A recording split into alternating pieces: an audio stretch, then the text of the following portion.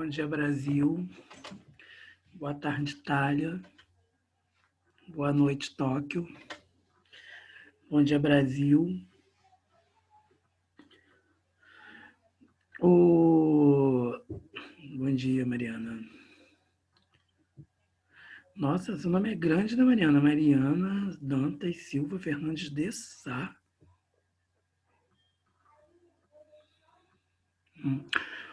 Gente, olha só, onde que eu parei? Alguém lembra? Felipe, você lembra onde que eu parei? Eu acho que a página 348 nós chegamos a fazer, né?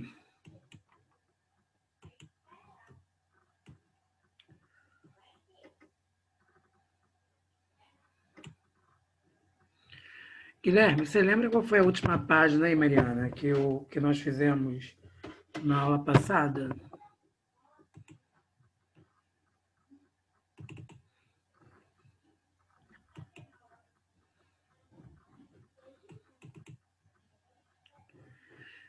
Você lembra, Felipe?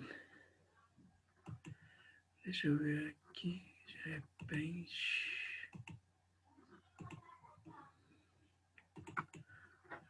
Segundo ano, literatura. Foi dia 18/8. Então, deixa eu ver o que eu passei para vocês. Página 358 a 360. 358 a 360.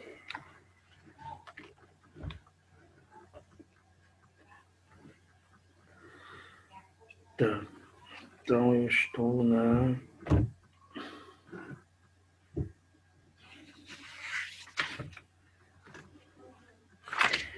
...361.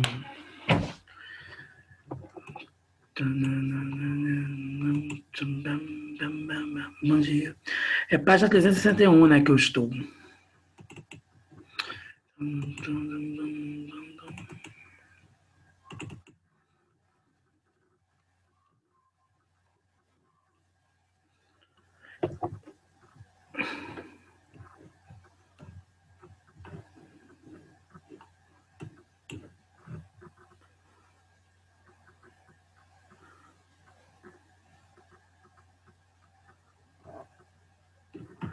Ué, gente, eu já fiz isso tudo com vocês.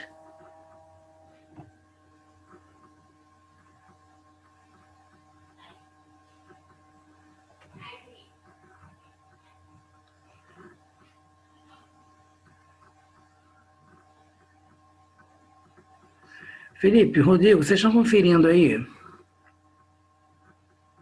Não, aqui eu lembro que eu fiz. Ah, foi isso mesmo.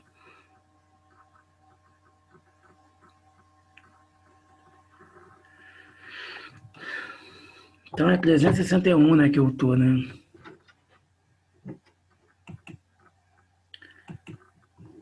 Então vamos lá. Página 361. A estética parnasiana, certo?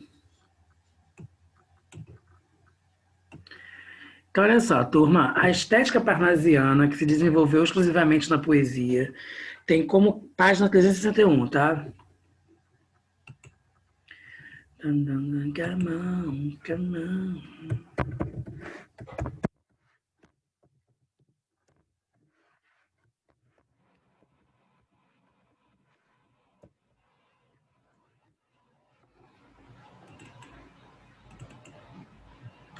Então, olha só, turma, a estética parnasiana, que se desenvolveu exclusivamente na poesia, tem como características a valorização do ideal de arte pela arte, a priorização da forma em detrimento do conteúdo, a supervalorização dos procedimentos expressivos em detrimento da significação do mundo da arte, em detrimento da realidade exterior.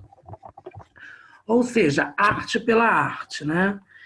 Impressionados com o ideal parnasiano de busca da perfeição técnica da obra de arte, os escritores modernistas herdaram desse estilo a ideia de que a literatura é, em primeiro lugar, o trabalho com a linguagem. Entretanto, a excessiva ênfase formalista do parnasianismo fez os representantes do movimento desprezarem o tema e supervalorizarem a técnica, distanciando o sujeito criador do objeto criado, num exemplo de esteticismo alienante sem precedentes em toda a história da literatura. Essa extrema concentração na forma da prática literária parnasiana levou a se afastar da vida e a se refugiar no mundo clássico, cujos critérios artísticos adotou e, consequentemente, a se tornar academicista, elitista, fechada em si mesma. Característica do parnasianismo, né? Então, olha só, gente, quais são as características que vocês vão encontrar em um poema parnasiano?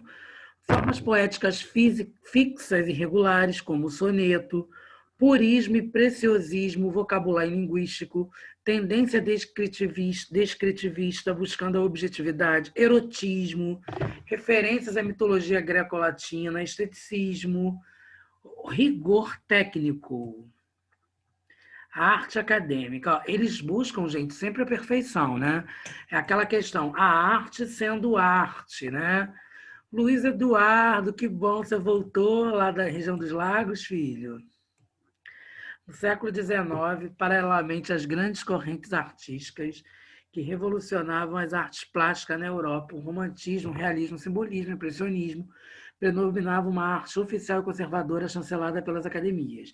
Na França, as exposições bienais, salões, né, organizadas pela Real Academia Francesa, premiavam os artistas acadêmicos e promoviam seu sucesso público. Turma, o que está querendo dizer disso tudo? Quando a gente coloca a frase, né, arte pela arte, significa que você realmente vai fazer arte.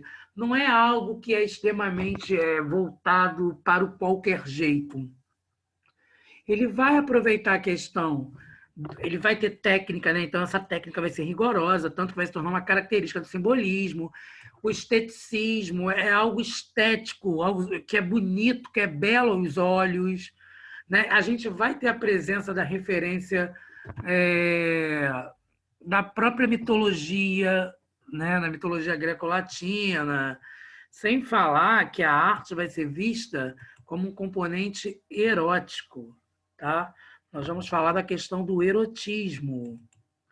Gente, mas é um erotismo, vocês sabem que existem diferenças de erotismo para sensualidade, para pornografia, né, turma?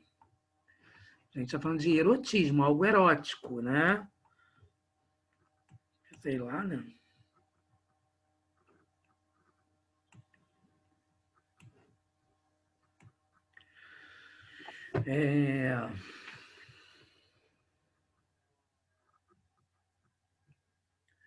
Estudamos o realismo e o naturalismo, movimentos estéticos que, somados ao parnasianismo, constituem as chamadas escolas realistas.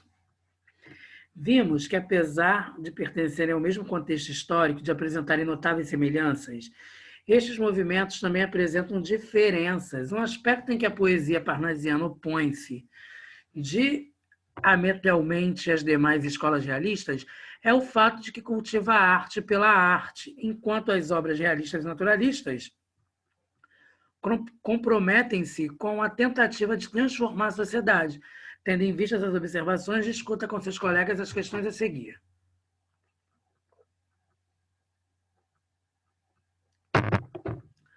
O debate que opõe a arte engajada nas lutas sociais à arte voltada para si própria é atual ou foi superado? Por quê? Encontre exemplos concretos de manifestações artísticas contemporâneas que justifiquem sua resposta. E aí, turma? O debate que opõe a arte engajada nas lutas sociais, a arte voltada para si própria, é atual ou foi superado? Vocês acham que isso que acontecia é atual, é um tema atual, recorrente, ou foi algo superado? Oi, segundo ano.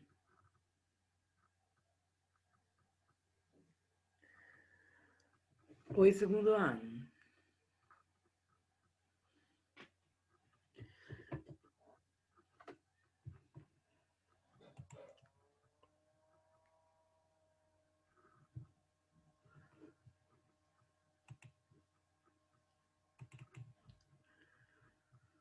O debate que opõe a arte engajada nas lutas sociais à arte voltada para si própria é atual ou foi superado?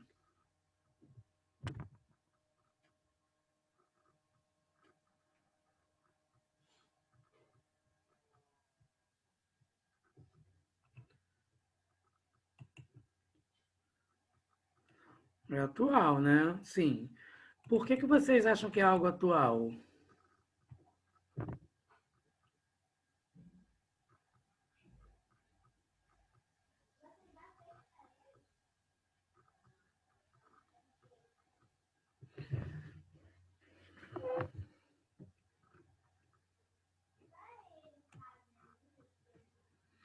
Em sua opinião, qual das concepções de arte envolvidas neste debate é mais interessante? Escolha aquela com a qual você se identifique e defenda com os melhores argumentos que encontrar. E aí, turma? Terceira, você acha que essas concepções sobre fazer artístico são necessariamente conflitantes ou podem complementar-se?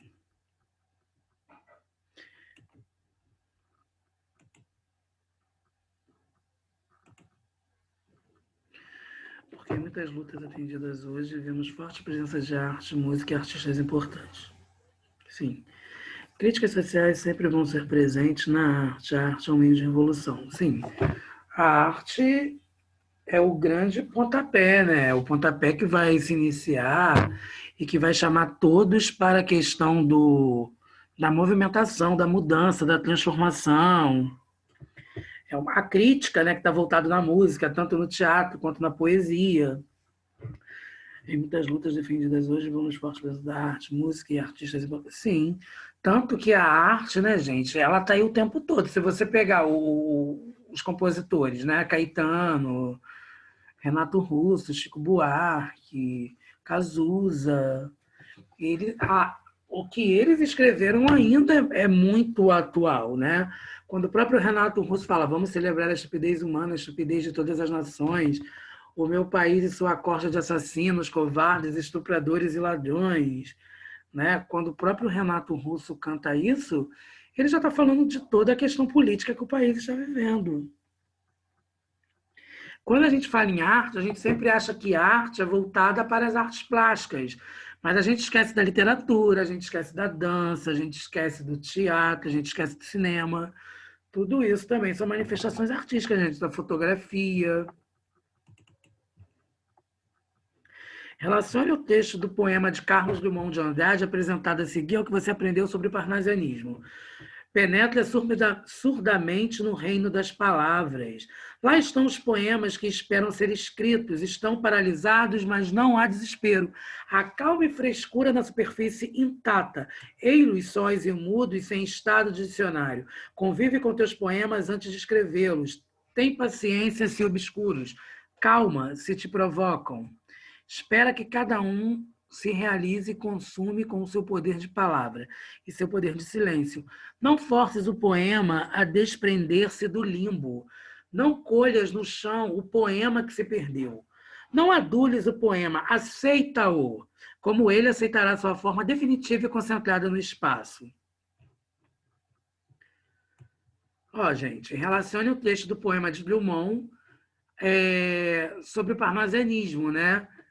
No reino das palavras, ou seja, a arte pela arte, né? Você vai escrever algo belo através das palavras.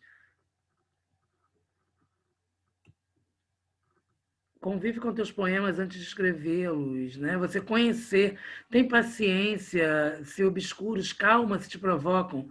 Espera que cada um realize e consuma com o seu poder de palavra. Então, se você parar para analisar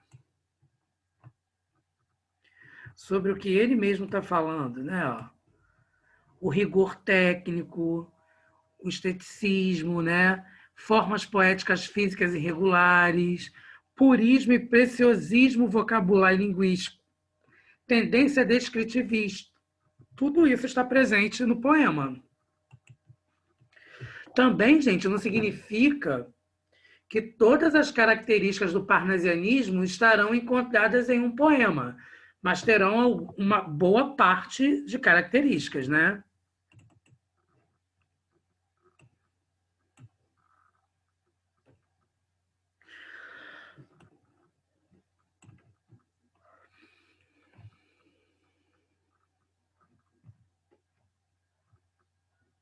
Comentário, né? Neste capítulo, você estudou as 3 escolas realistas que se desenvolveram na segunda metade do século XIX, o realismo, o naturalismo, o parnasianismo, percebendo suas semelhanças e diferenças.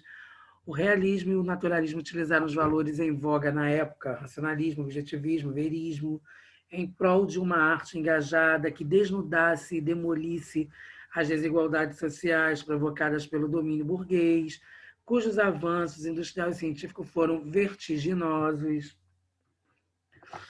O naturalismo distingue-se do realismo pelo seu caráter cientificista, extremado, em que o ser humano perde o livre-arbítrio e se torna produto de pressões genéticas e ambientais. O parnasianismo, por sua vez, a expressão poética dessa fase, ampliou de tal modo sua preocupação com a perfeição formal que se afastou da vida contemporânea, voltando-se para temas mitológicos, para a ideia de arte como expressão de beleza, como base nos padrões clássicos.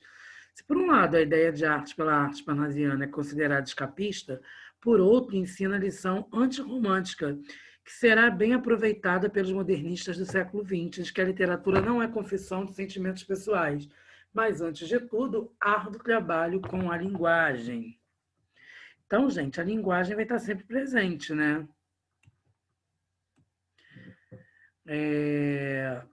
Olavo Bilac, o príncipe dos poetas brasileiros, foi a figura dos poetas brasileiros, foi a figura mais conhecida do academicismo que caracterizou a literatura oficial daquele momento.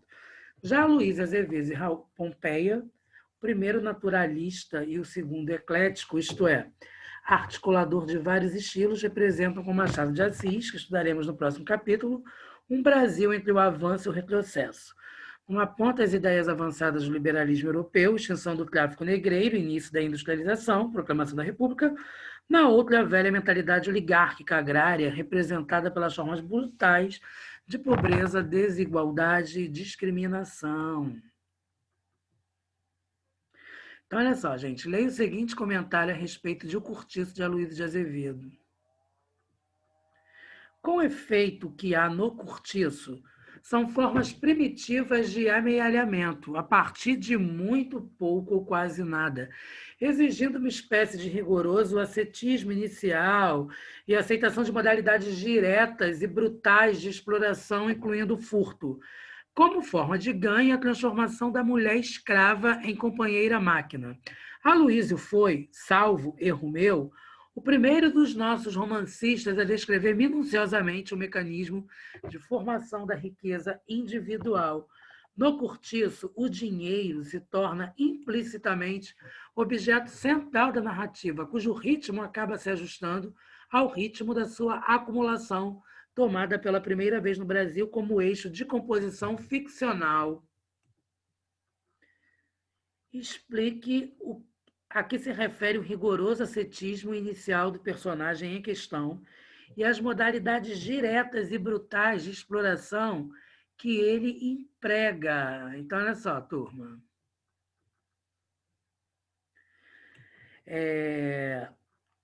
O ascetismo rigoroso, né, o esforço austero, a que se refere o autor, caracteriza a personalidade e a forma de vida a que se submete João Romão para ascender socialmente, suportando todo tipo de privação. Pensava somente em enriquecer a qualquer custo. Para isso, não se importava em roubar, mentir ou explorar os outros, obrigando os trabalhadores a consumirem na sua venda ou aproveitando-se da gratidão de Bertoleza enquanto esta lhe era conveniente. Pô, gente, ele pegou o dinheiro da Bertoleza, né? E com esse dinheiro que ele pegou da Bertoleza, quando ela tinha, né? Ele construiu as casas e depois ele não queria mais ela, né? Ele queria uma mulher branca, ele não queria uma escrava, né? Crítica sociais sempre vão ser presentes na arte, um meio de revolução, tanto que esse... Exatamente, Rodrigo.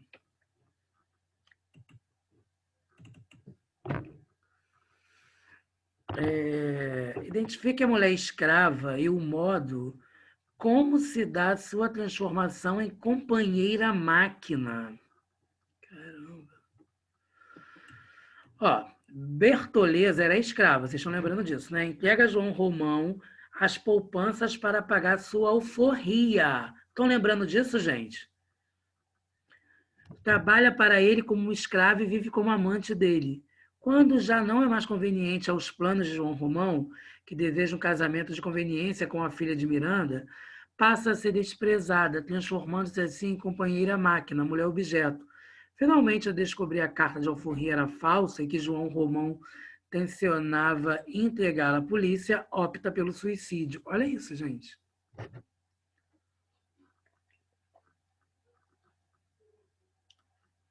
Ela foi usada, né?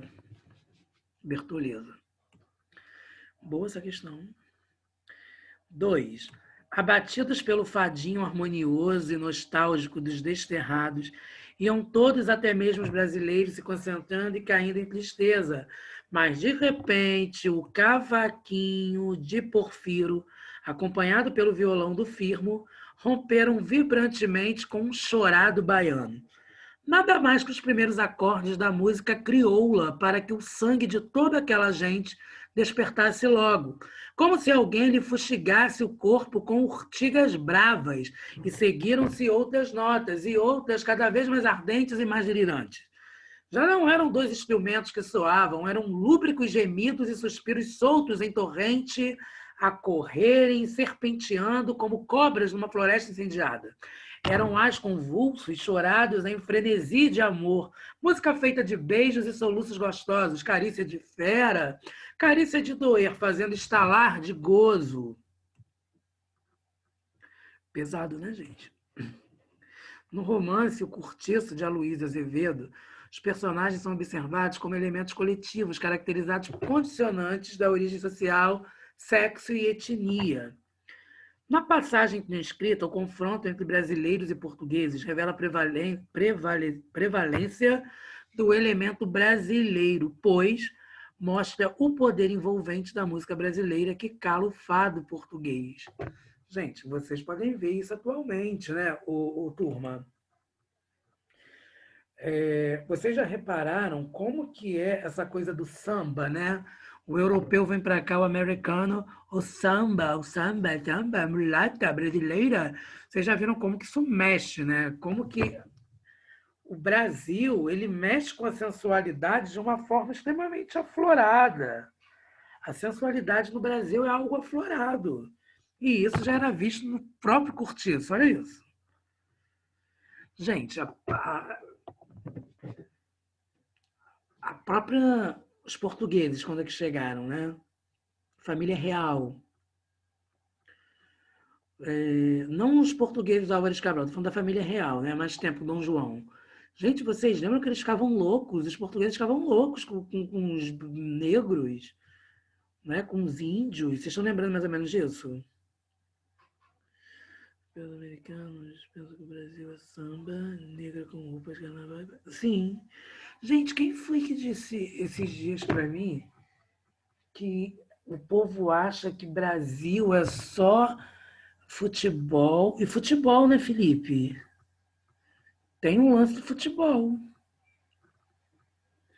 Que o Brasil é só mata, é só floresta.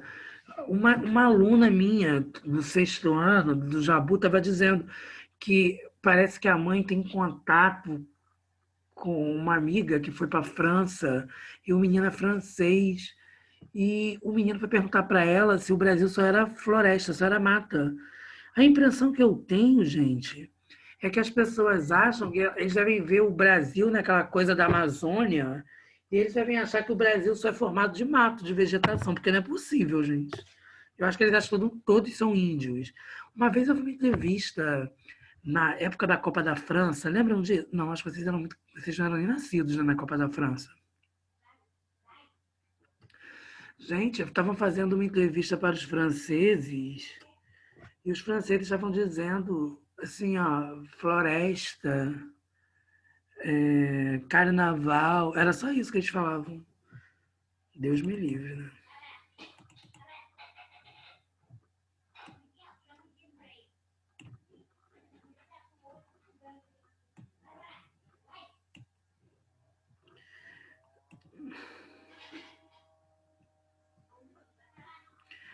Olha só, turma, leia atentamente o texto a seguir e responda as questões propostas. Invejo ourives quando escrevo, imito o amor com que ele, em ouro, o alto relevo faz de uma flor. A estrofe desenvolve uma comparação que nos permite perceber a extrema importância da forma para a poesia parnasiana. De que comparação se trata? Trata-se da comparação entre o trabalho poético dos ourives ou joalheiro. Invejo ourives quando escrevo, imito o amor, com que ele em ouro alto relevo faz de uma flor. Olha que lindo, né? Que passagem da estrofe pode ser relacionada com a precisão, a minúcia, a preocupação com os detalhes típicos? É claro, com que ele, em ouro, o alto relevo faz de uma flor. Olha as vírgulas, gente, pontuado perfeitamente, como o parnasianismo pedia, né? O arcadismo no século XVIII e o parnasianismo em fins do século XIX apresentam, em sua caracterização, pontos em comum. Identifique quais são eles. O arcadismo, ausência de subjetividade. Sim, lembra, gente, que eu até falei das ninfas em primeiro, segundo ano, que eu sempre falei das ninfas com vocês, das ninfetas, né, que está voltado para a questão da mitologia. Então, é a ausência da subjetividade e presença da temática da mitologia greco-latina.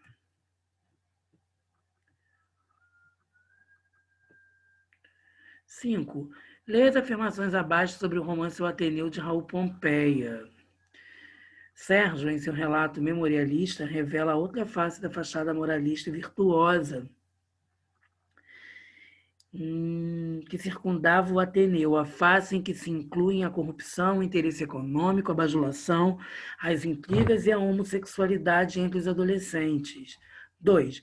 A narrativa, ainda que feita na primeira pessoa, evita o comentário subjetivo e as impressões individuais, uma vez que o narrador adota uma postura rigorosa condizente com o cientificismo da época. Sim, né? Através da figura do Dr. Aristarco, diretor do colégio com sua retórica pomposa e vazia, Raul Pompeia critica o sistema educacional da época e a hipocrisia da sociedade.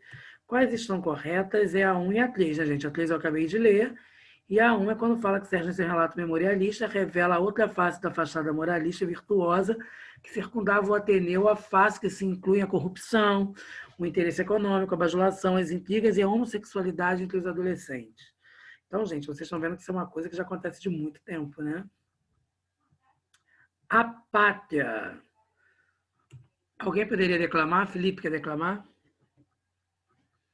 Rodrigo quer declamar a pátria?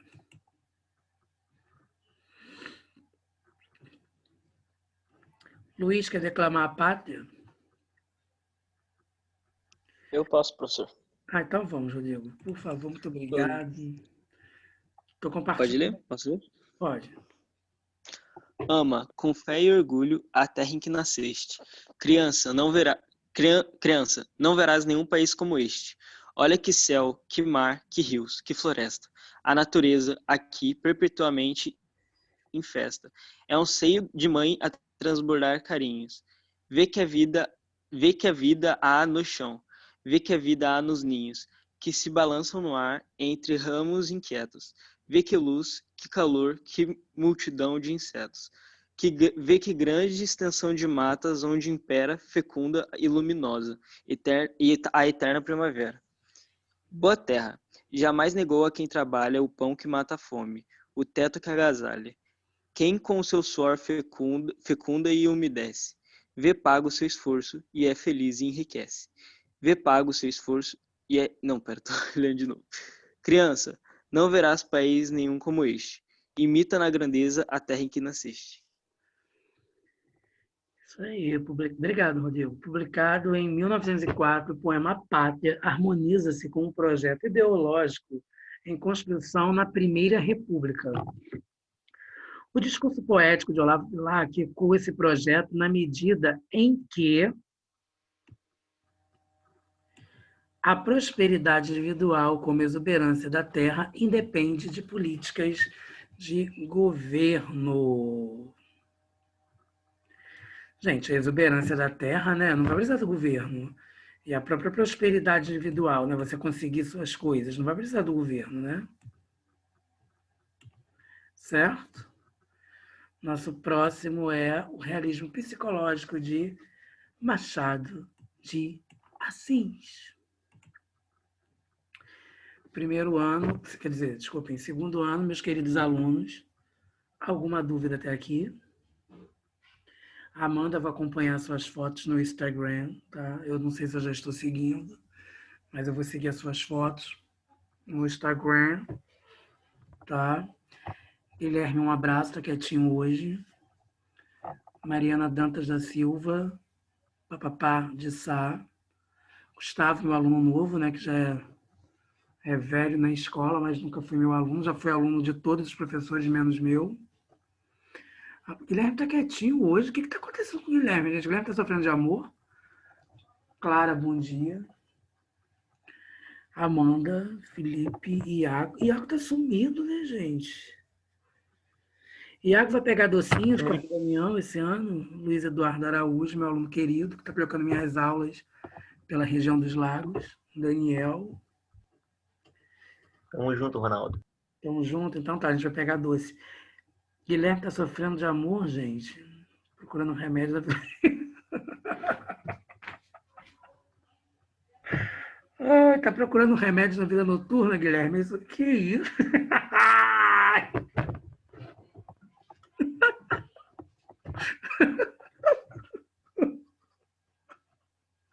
Isso que é um eufemismo, hein, Felipe? Tá sabendo usar eufemismo, hein? Muito bem, aprendeu isso, né, no nono ano. Quem te deu aula de gramática fui eu, hein, no nono ano.